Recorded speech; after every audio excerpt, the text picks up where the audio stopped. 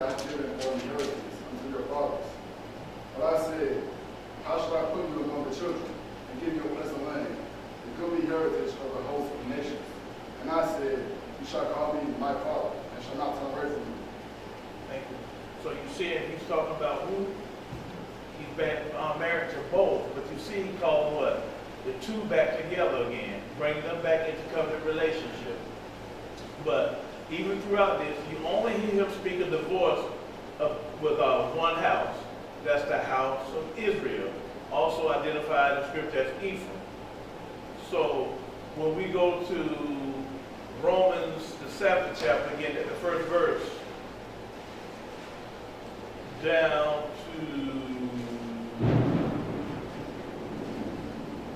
let's go to Romans 7 and 1, down to the 3rd verse. We're going to ask Psalms I can, if he can get that for me. Romans 7 and 1 through verse 3. Romans 7 and 1.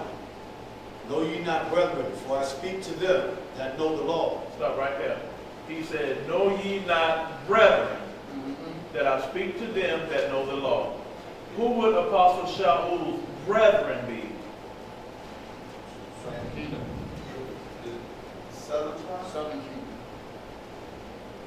Yeah, but they would be Yashra'al. Yeah. It doesn't matter which kingdom that are. Yeah. He said, I speak to them that know the law. Which law was he talking about? Was he talking about Yahuah's laws or the body of legislation that Rome had at the time when they were occupying Jerusalem? So like Yahuah's laws. He's talking about Yahuah's laws. Go ahead, Father King. How that the law have dominion over a man as long as he liveth. For the woman which have an husband is bound by the law to her husband, so as long as he liveth. But if the husband be dead, she is loosed from the law of her husband. So then, if while her husband liveth, she be married to another man, she be called an adulteress. But if her husband be dead, she is free from that law, so that she is no adulteress, though she be married to another man. Okay, then, so you see Romans 7 confirming what Deuteronomy, the 24th chapter, said.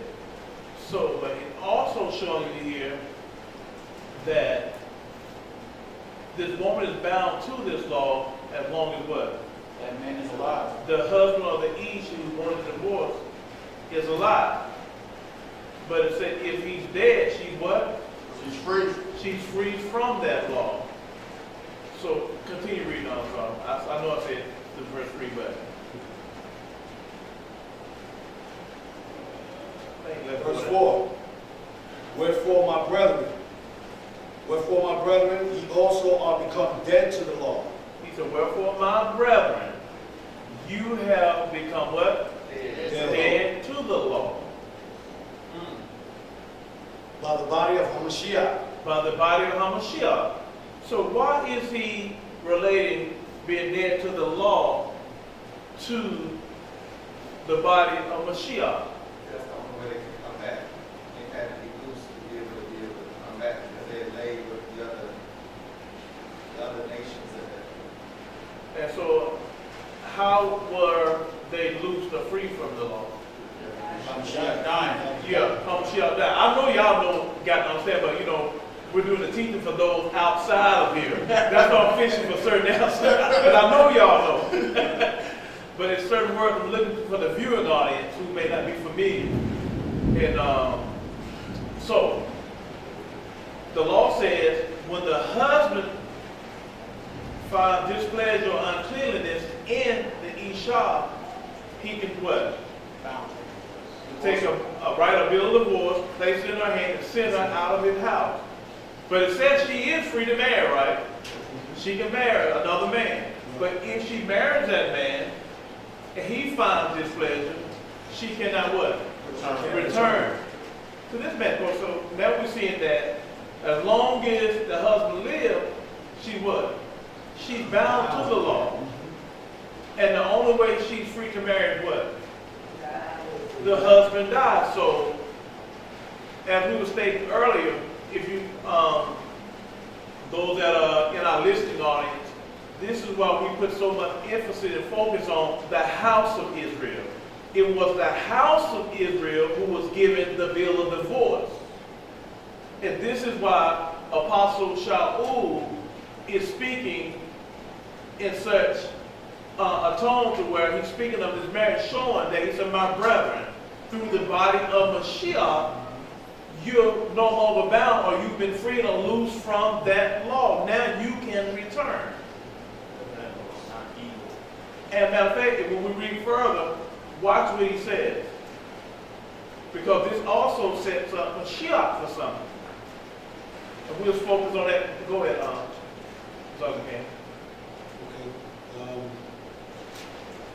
We start from 4 again. Wherefore, my brethren, ye also are become dead to the law by the body of Mashiyach, that ye should be married to another, even to him who is raised from the dead. Stop right there. Not only are you free to be married to another, but also even him who is raised from the dead. That was the whole will and purpose of Mashiyach. To die. That's why he said, he told you why he came. He said, I'm only sent to who? The lost sheep of the house of Israel. He came to die to put them in a position to be able to return back into covenant relationship.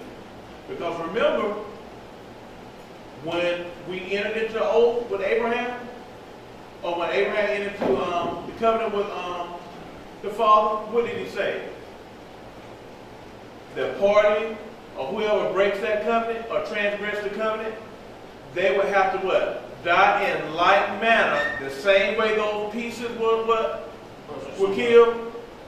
That people or that party would have to be put to death as well. That's very important to know.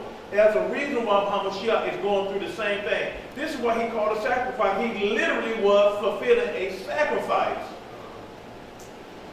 He really was the sacrifice that when we entered into covenant, or when our forefather Abraham entered into covenant, Yahuah told him, you know, if you break this covenant, whoever breaks it, they have to die in like manner as the same blood that was shed to ratify this covenant. You would have to die in like manner. But what Mashiyach came to do, he came to die in place of. He came to atone for something that we did. So this is why Paul is speaking in such a language. So now we know that if he only spoke of divorce in the house of Israel, when Shaul speaks, and he says, speaking to my brethren, those that know the law, and he begins to explain to them how that, you know, you were bound to that man, and you couldn't return to him even if you wanted to. Because remember when Mashiyach came, what was the good news? What was the good news when Mashiyach came? Because John, he went out teaching and preparing the way of Mashiyach before he came. John had a message, or Yahuah had a message when he came. Then Mashiyach, when he came, he also had a message. What was that message? Say it again. Kingdom of heaven. The kingdom of heaven, or the good news of the kingdom. This is why when he began to talk to them about that, one said the kingdom is at hand, one said the kingdom is now. So when he spoke to them, what was the first thing that the town of Israel disciples asked Mashiyach? The first question they had said, is it now? Town what? To restore the kingdom. To restore the kingdom where? To its former. Back unto Israel. Which would still be its form, esteem well. Trying to make him say that word. But all of this language is so important that we understand, because all the language and terminology, it all points back to the same thing. The book has a common theme. I don't care how deep we try to get away, it all brings us back to the two houses being reunified to be able to come back into covenant relationship and marry their each. And so in other words, it's a live happily ever after. And so this is why Shaul is using such language talking about the marriage and the law of the husband not being bound to the law anymore, but also being freed from that law. And not only are you free to marry now, but you can marry the same person who what? Put you away in the first place.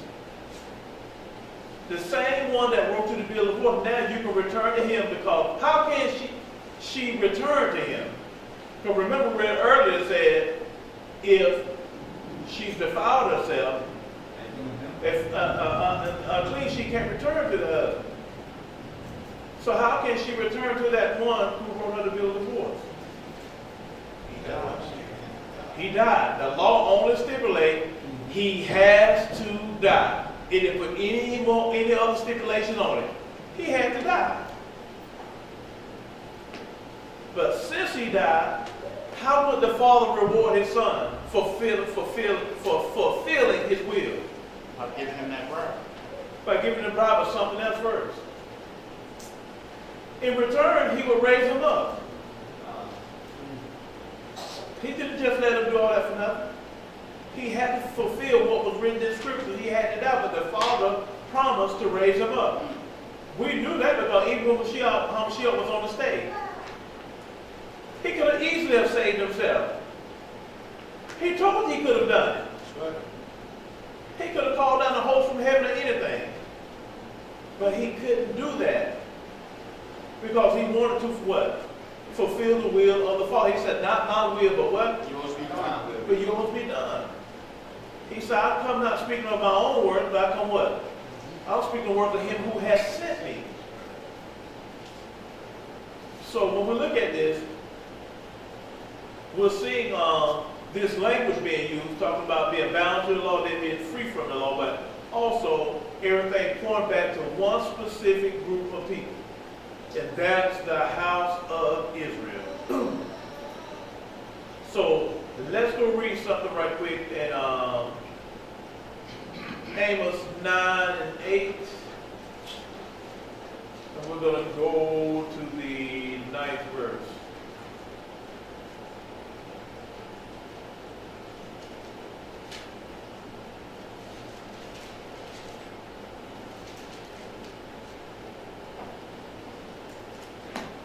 You can get that on top again.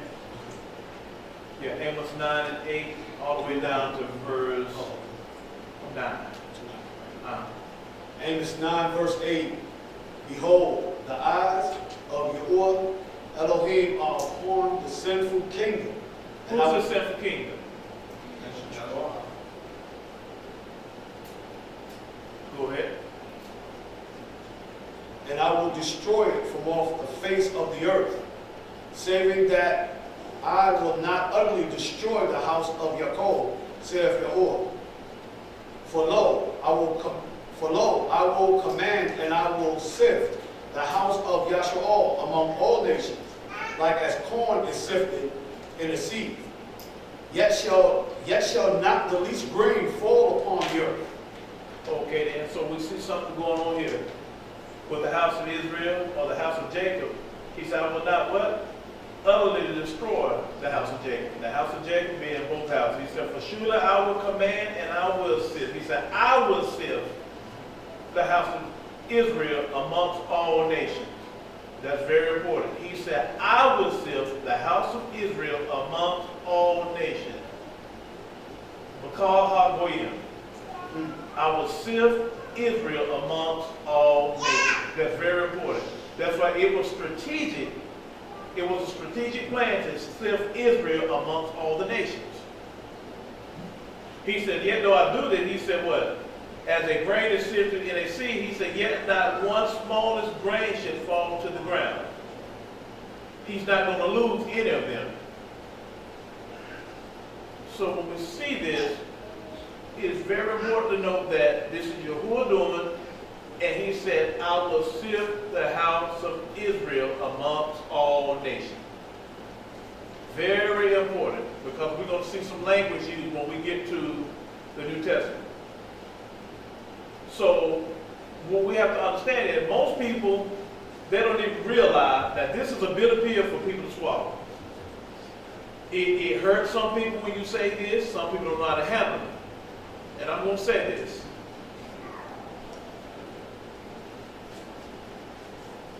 The Hebrew scriptures, commonly called the Bible, is written for the nation of Israel, to the nation of Israel, and about the nation of Israel.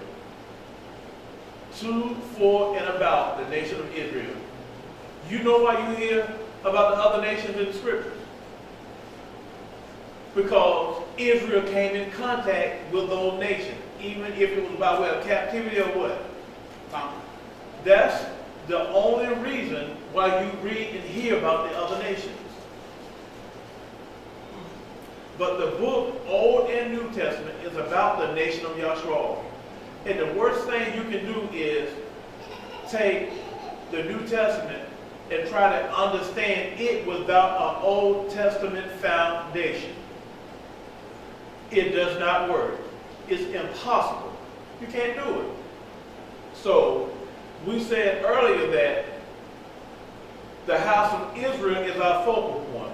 They were the one divorced. They were the one what? Sown into captivity. Even though Judah was too, but our focus is the nation of Israel first went into the four corners. They first were scattered into the nations. Yahuah went later on, which is a prime indication of, at the time that happened, some people say that we're the house of Israel, but I beg the difference that we're the house of Judah.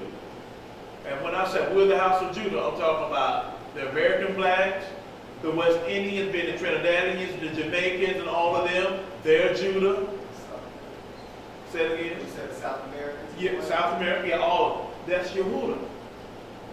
If you look at the timelines, you look at the captivity. I know they try to use certain things to say that this was Benjamin because the Jamaicans, they howl like a wolf and all that madness. Okay, come on now.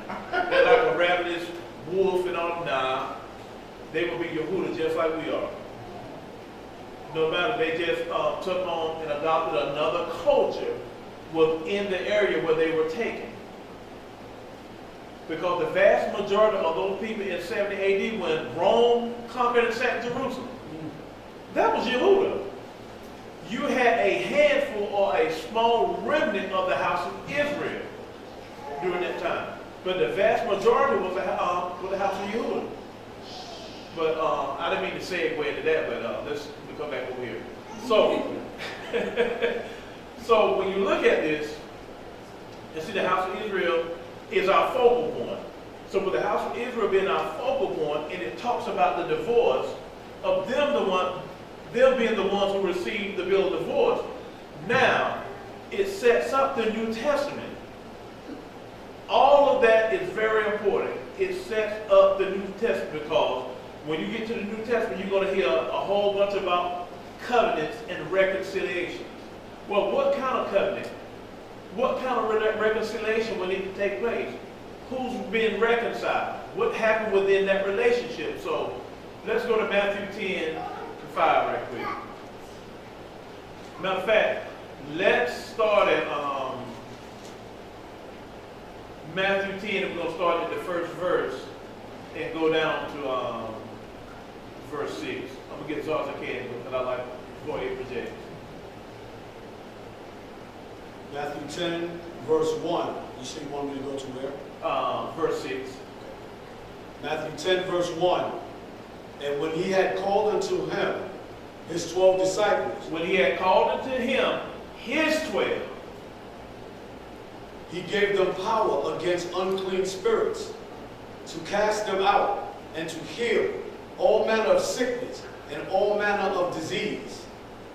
Now the names of the 12 apostles are these. The first, Simon, who was called Peter, and Andrew, his brother, James, the son of Zebedee, and John, his brother, Philip and Bartholomew, Thomas and Matthew, the publican, James, the son of Alphaeus, and Lebbaeus, whose surname was Thaddeus, Simon the Canaanite, and Judas Iscariot, who also betrayed him. These 12 Yahusha sent forth and commanded them, saying, Go not unto the way of the Gentiles, and into any city of the Samaritans. Stop right there. He sent for these 12, saying, go where? Go not where? To the ways of the Gentiles. Into the ways of the Gentiles. Did they not say, is that a common teaching that he came to the Jews first, then he went to the Gentiles? Right now, if you're not commanded, don't you go to the Gentiles? But what is he speaking of when he said don't go to the Gentiles? Because that word Gentile is very tricky. What Hebrew word did you get for Gentile right there? Goyim. I could take you to the same scripture and show you what he calls Israel, Goyim. So we have to stay within the context of what is written and what we're reading. So when he said, don't go into where? The way of the Gentile. Ways of the Gentile and what? And into any city of the Samaritans, enter ye not, but go rather to the lost sheep of the house of Yashra'al. You notice that he said, go rather to where? The lost sheep of the house of Israel. The same house that we were speaking of, who were written to build a divorce. The same house who Apostle Shaul was speaking to, saying that they were no longer bound what? To the law of the husband. They were free to marry again. Okay. And that was Verse 6.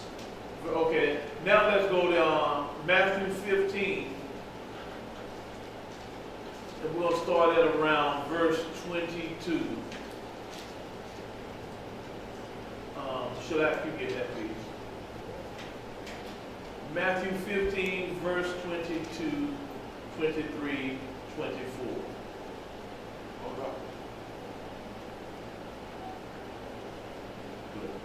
And behold, a woman of Canaan came out of the same coast, and cried unto him, saying, have mercy on me, O sovereign, thou son of David. My daughter is grievously vexed with a devil. But he answered her not a word. And his disciples came and besought him, saying, send her away, for she crieth after us. But he answered and said, I am not sent but unto the lost sheep of the house of Israel. Okay. This woman came from where? Canaan. She came from Canaan. So she was a foreigner of another nation.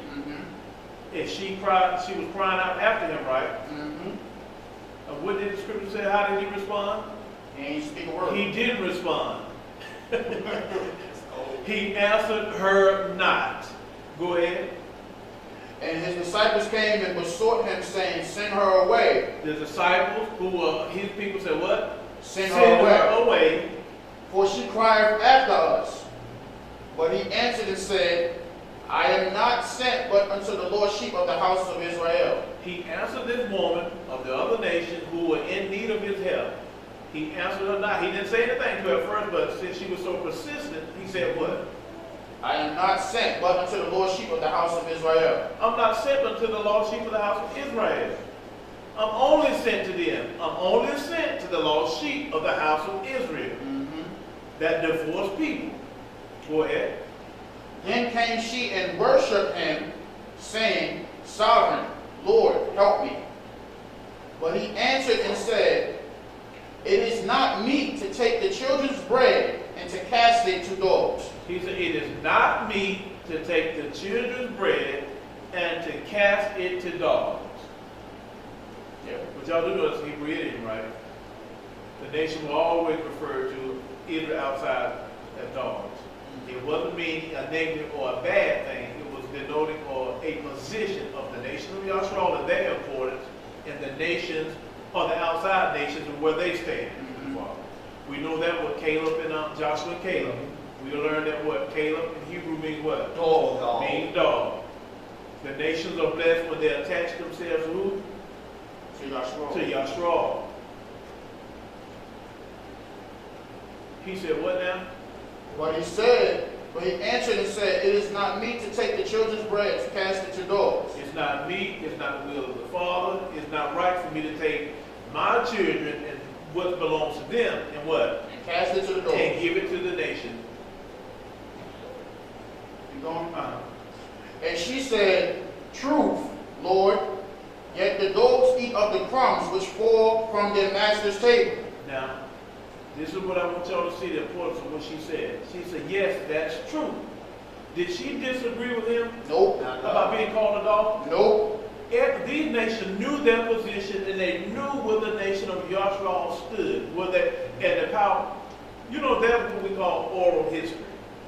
And these oral histories and stories, they're passed down. The nations hated Yashra'al. Yashra'al was just that powerful at one time. This is one reason why we get the treatment and stuff that we do. Because they, in their history, they remember where you were, who you were, and what you did. And they try to pay you back to this very day. They knew the power that you possessed. And so, when she was saying that, yes, that's true. Even the what? The dog, she knew their position. Eat the crumbs that fall from the master's table. There has always been what we call a caste system, so to speak. Most people don't like it, but this is what I tell you. Don't get mad when you see you being treated different than others on the job because of their skin color, whatever. I'm trying to figure out why you mad. Is that not what you should expect in the land of your captivity? Yeah. Because guess what's going to happen when you're back in power, when you rule and reign? It's going to be the same thing. Even written in our law. You know that if you found an animal some dead, you couldn't eat it. But you can give it to the nation, couldn't you? So you said we had swines on the farm. Yeah. Once they died, we... But you can eat them. And so, it's important to see that Yahuah has a caste system as well. We don't like to say that, but you have to see what's going on here. You lost something. You fell from a place. But this is when he's trying to restore you back to that place. Go ahead, Aki. Then Yahusha answered and said unto her, O woman, great is thy faith. Be it unto thee even as thou wilt. And her daughter was made whole from that very hour. Yep. And so what you're seeing here, you see him extending his mercy where? To her. To her. Or to she was a representation of a nation. And it's the same thing with what was going on in the land. He said, at one time he didn't see that much faith, or greater faith in all of Israel. Why was he saying that? Was he saying that there wasn't any faith in Israel? But you have to understand who was in control and who was in power in Israel at that time. And I'm not talking about the Romans. I'm talking about those of Israelite stock who had obtained these positions and were ruling over their people. And because of the prestige, the esteem, and the financial gain they were getting from it, they didn't want to have anything to do with Mashiyach. They didn't believe him. So at this time, we're going to stop right there. And we are going to say Shabbat Shalom, Shabbat Shalom, Shabbat Shalom. Shabbat Shalom.